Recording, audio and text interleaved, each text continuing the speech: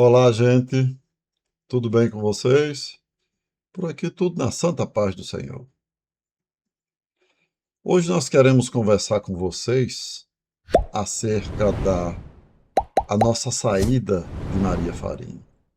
No vídeo passado eu falei de uma pessoa que me humilhou no prédio onde eu trabalhei como zelador e o reencontro em Maria Farinha. Eu estava fazendo um trabalho muito bonito, trabalho maravilhoso, levando pessoas que jamais haviam entrado em uma igreja. Ficou curioso? Gostaria de saber o desfecho dessa história? Após a vinheta, você saberá.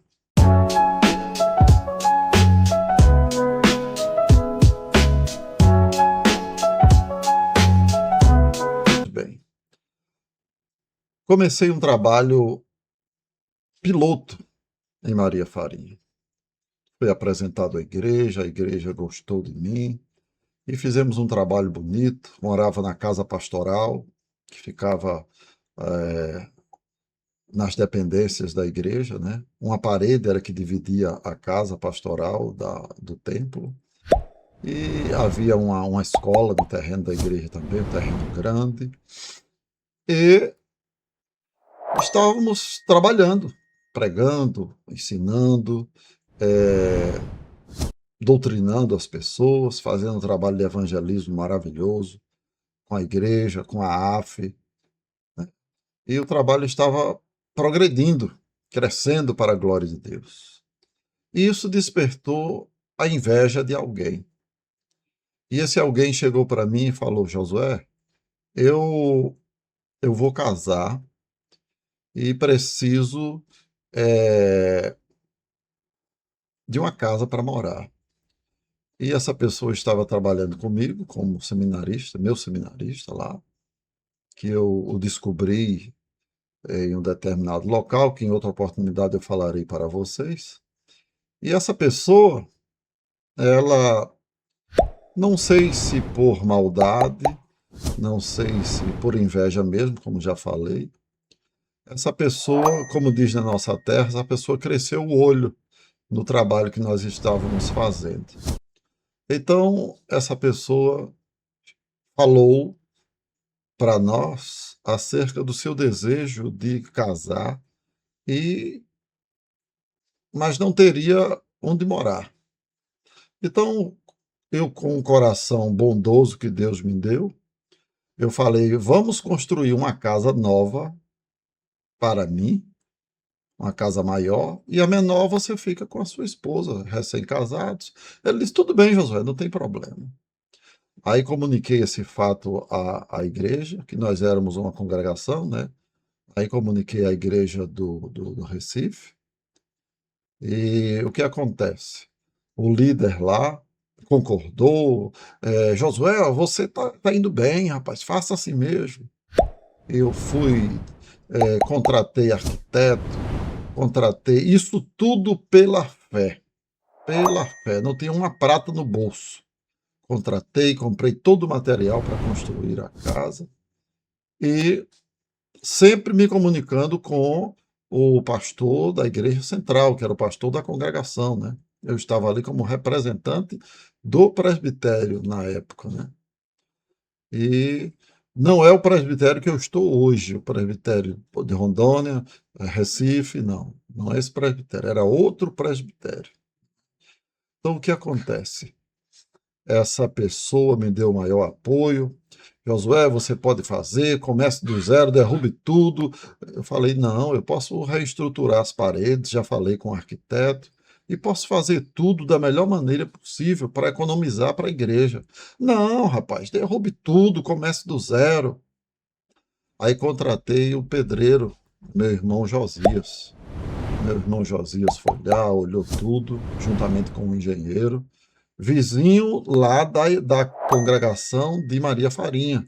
Pessoas não crentes com as quais eu fiz amizade, me relacionei muito bem e, como falei anteriormente, pessoas que não eram cristãs, nunca haviam entrado em uma igreja cristã e com a graça de Deus eu consegui levá-los à igreja para ouvir a palavra de Deus, para participar do culto.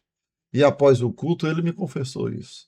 Josué, eu sou, você é um abençoado. Você foi o único que conseguiu me trazer para uma igreja cristã. É o meu primeiro momento com a igreja cristã. Eu falei o primeiro de muitos, e foi uma bênção aquela noite e tal.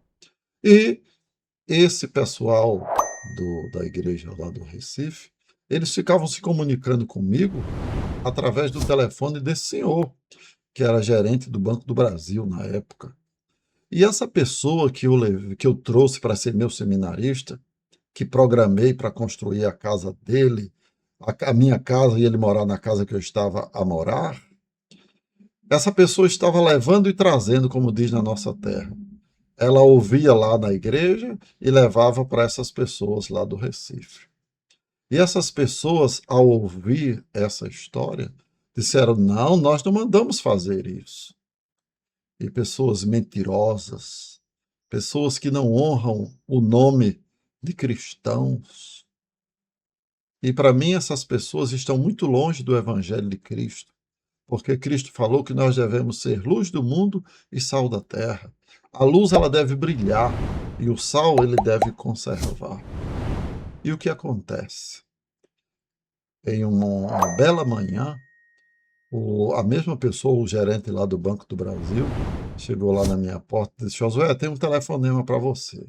Eu fui. Havia um telefone social e um telefone no escritório desse homem.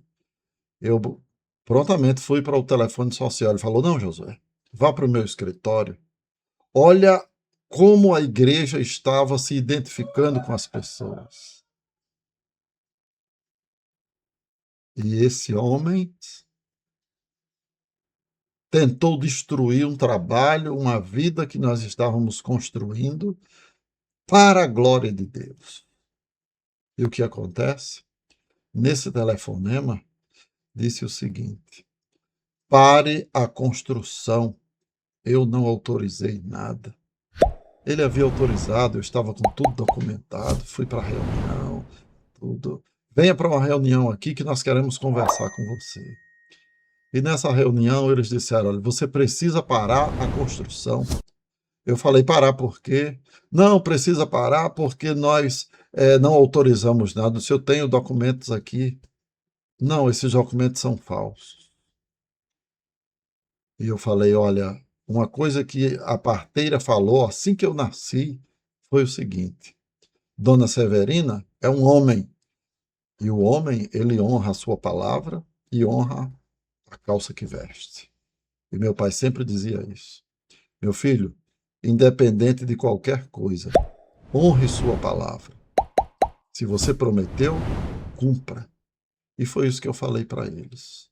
Não, nós não prometemos nada, nós não assinamos nada. E eles ricos, eu pobre, financeiramente falando, eu perdi para eles. E eu já havia contratado um arquiteto, um amigo nosso, e esse arquiteto ficou de levar todo o material, toda a planta, no, eh, na semana seguinte. Então, quando ele chegou na semana seguinte com as plantas, ele disse: Pastor Josué, eu tenho duas notícias para você. Uma boa e uma ótima. Eu falei: rapaz, qualquer uma que vier para mim essa altura do campeonato, ele mandou. A boa é que esse terreno pode tornar-se seu. E a ótima é que não tem nada documentado em nome da igreja. Então, se você disser sim, eu faço isso para você se tornar proprietário. E eu falei: não, eu não quero assim. Eu não quero assim. Eu quero que a igreja permaneça sendo o que ela é. E, evidentemente, eles descobriram a mesma coisa que o meu arquiteto havia descoberto. E por isso me tiraram de Maria Farinha. E meu irmão Josias chegou, saiu de lá numa semana, que estava tudo certo para construir. Meu irmão Josias sugeriu que nós fizéssemos blocos de cimento para, eh, para assim economizar para a igreja.